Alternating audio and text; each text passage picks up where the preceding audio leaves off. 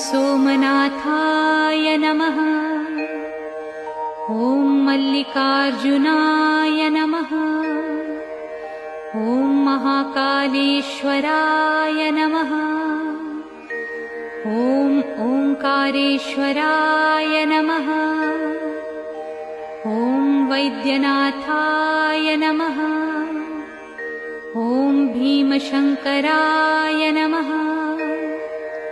ॐ रामेश्वराय नमः। ॐ नागेश्वराय नमः। ॐ विश्वेश्वराय नमः। ॐ त्र्यंबकेश्वराय नमः। ॐ केदारेश्वराय नमः। ॐ भुस्मेश्वराय नमः।